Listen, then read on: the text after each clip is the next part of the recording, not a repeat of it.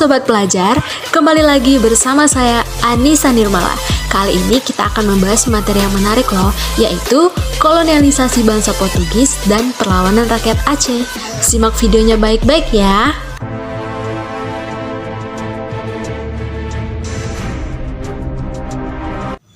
Apa sih yang melatar belakangi kedatangan bangsa Portugis ini ke Indonesia? Teman-teman ada yang tahu nggak sih?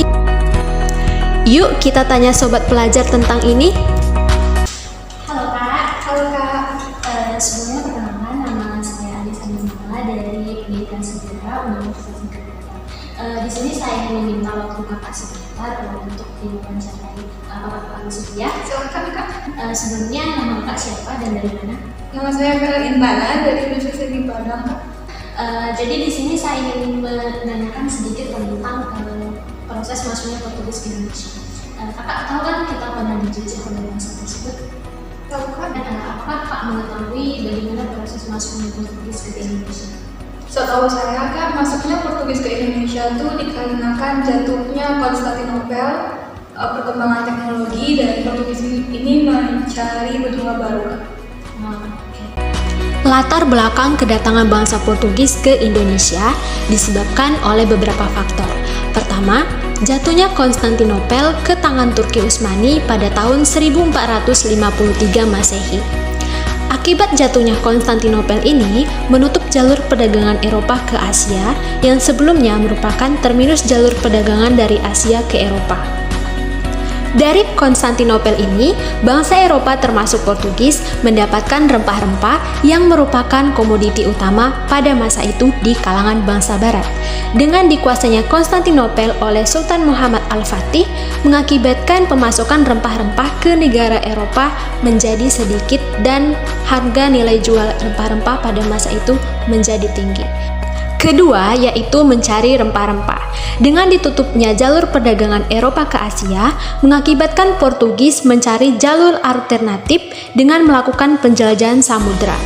Di mana di samping itu, Portugis ini tidak memiliki kekayaan agraris sehingga menjadikan laut sebagai sumber perdagangan utama.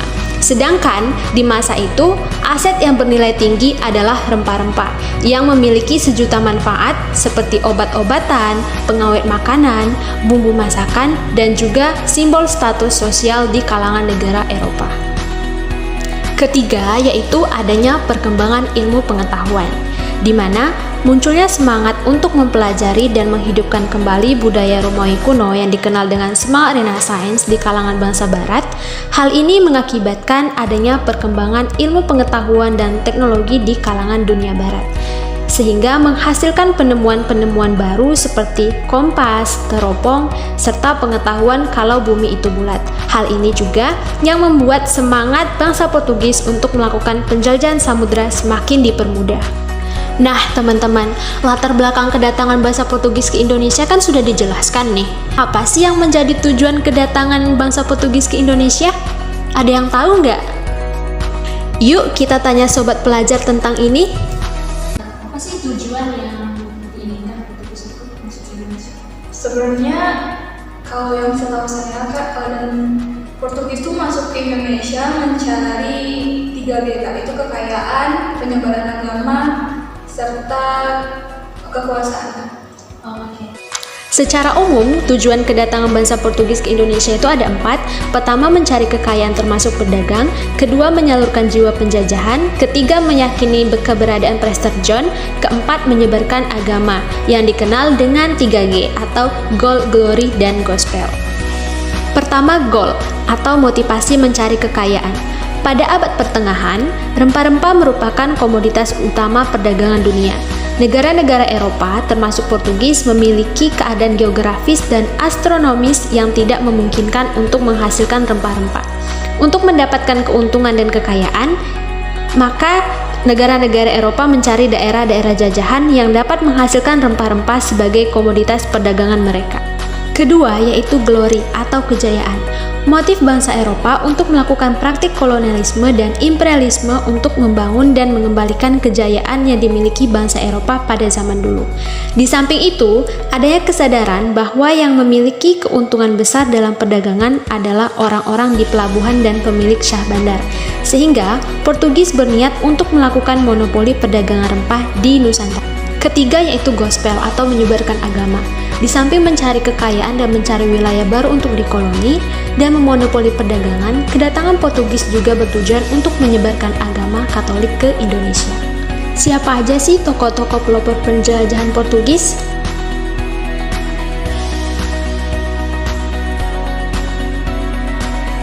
Bartolomeus Dias merupakan orang Portugis pertama yang melakukan penjelajahan samudra. Dia meninggalkan Portugis pada tahun 1487 dengan menyusuri pantai barat Afrika dan menemukan Tanjung Harapan di Afrika Selatan. Penjelajahan dilanjutkan oleh Vasco da Gama yang berlayar dari Portugis tahun 1497 dan berhasil melewati Tanjung Harapan. Pada tahun 1498, Vasco da Gama tiba di Calicut, India. Sejak saat itu, perdagangan antara orang Eropa dan India tidak melalui jalur tengah, tetapi melalui pantai timur Afrika. Ekspedisi dilanjutkan oleh Alfonso de Albuquerque dan berhasil menemukan Malaka pada tahun 1511. Keberhasilan Portugis menaklukkan Malaka membuat Portugis berhasil mengendalikan perdagangan rempah-rempah. Pada tahun 1512, Alfonso de Albuquerque melanjutkan perjalanan ke Maluku. Kedatangan Alfonso de Albuquerque ke Maluku disambut baik oleh Raja Ternate yang pada masa itu sedang bermusuhan dengan Tidore. Portugis berhasil mendirikan benteng dan mendapatkan monopoli perdagangan rempah-rempah di Maluku. Masa penjajahan bangsa Portugis. Penjajahan bangsa Portugis di Indonesia dimulai ketika kedatangan Alfonso de Albuquerque pada 1511 yang berhasil menguasai dan memonopoli perdagangan di Selat Malaka. Setelah menguasai Malaka, Alfonso merencanakan untuk mengirim 3 armada untuk membangun monopoli perdagangan Portugis, yaitu di Maluku, Jawa Barat, dan juga Timor. 2 armada Portugis berhasil dikirim, yaitu pertama ke Maluku dengan tujuan mencari cengkeh, di mana kedatangannya diterima baik oleh Raja Ternate. Yang kedua yaitu ke Sunda Kelapa dengan tujuan mencari lada. Kedatangan Portugis ke Sunda Kelapa atau yang dikenal dengan Pajajaran pada saat itu berhasil menjalin kerjasama yang ditandai dengan dibuatnya prasasti kerjasama pada tahun 1522 Masehi. Puncak perdagangan rempah-rempah adalah antara tahun 1570 hingga 1630 Masehi. Pada masa ini, Portugis berusaha keras untuk mempertahankan monopoli atas rempah-rempah yang ada di Nusantara. Strategi perdagangan Portugis adalah membangun pusat administrasi yang berdekatan dengan benteng-benteng yang sudah didirikannya sebelumnya. Pada tahun 1575 Masehi, Portugis memutuskan untuk meninggalkan monopoli di Nusantara ke daerah Tiongkok dan juga Jepang, karena wilayah Nusantara terlalu luas dan juga banyak persaingan dari pedagang lokal maupun internasional pada masa itu. Selama masa penjajahan Portugis di Nusantara, ternyata ada loh perlawanan dari rakyat pribumi, salah satunya perlawanan Aceh. Apa sih yang melatar belakangi perlawanan Aceh terhadap Portugis? Ada yang tahu nggak? Yuk kita tanya salah satu sobat pelajar. Halo Kak. Halo Kak. Sebelumnya perkenalkan nama saya Anissa Nimata dari Pendidikan Sejarah Universitas Padang. Nama Kak siapa? Perkenalkan aku Kinos juga dari BMT. Oh, sama gitu. Iya. Sebenarnya di sini saya ingin bertanya sedikit Kak. Kakak tahu nggak sih perlawanan rakyat Indonesia terhadap Portugis? Oh, yang Aceh itu ya? Oh iya, itu salah satunya Kak. Tahu. Oh iya. Jadi di sini saya ingin bertanya Kak, Kakak tahu nggak sih apa aja latar belakang yang menimbulkan perlawanan Aceh itu? Setahu saya, latar belakang kenapa terjadinya perlawanan rakyat Aceh terhadap Portugis itu yang pertama karena jatuhnya Malaka ke tangan Portugis pada tahun 1511. Terus karena Malaka ini udah jatuh ke tangan Portugis, pastinya perdagangan yang di Malaka itu pindah ke Aceh. Terus ada juga usaha Portugis ini untuk menghancurkan Aceh yang selanjutnya kayak Portugis ini ingin memperluas daerah penguasaannya ke timur, utara, dan juga barat. Terus karena pada saat itu juga ekonomi Aceh ini sedang meningkat, setahu saya gitu sih Kak. Latar belakang perlawanan Aceh disebabkan karena jatuhnya Malaka ke tangan Portugis pada tahun 1511 Masehi mengakibatkan perdagangan yang dulunya berpusat ke Malaka pindah ke Aceh, sehingga menyebabkan ekonomi Aceh meningkat. Di samping itu, Portugis juga berusaha menghancurkan Aceh karena adanya ambisi untuk memperluas kekuasaan di pantai timur, utara, dan juga barat.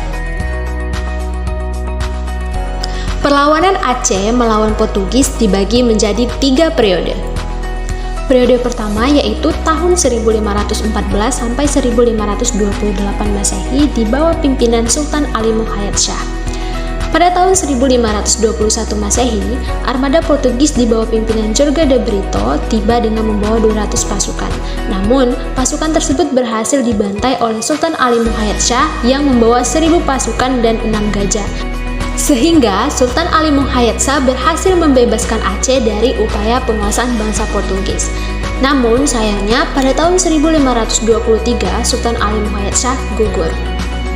Periode kedua yaitu pada masa pemerintahan Sultan Alauddin Rayad Shah pada tahun 1537 sampai 1568 Masehi. Alauddin Rayad Shah berani menentang dan mengusir Portugis yang bersekutu dengan Johor dengan memiliki strategi perlawanan, yaitu melengkapi kapal-kapal dengan meriam dan juga prajurit, meminta bantuan dari Turki, dan juga bekerja sama dengan Persia dan juga India. Di samping itu juga bekerja sama dengan Demak dan juga Makassar.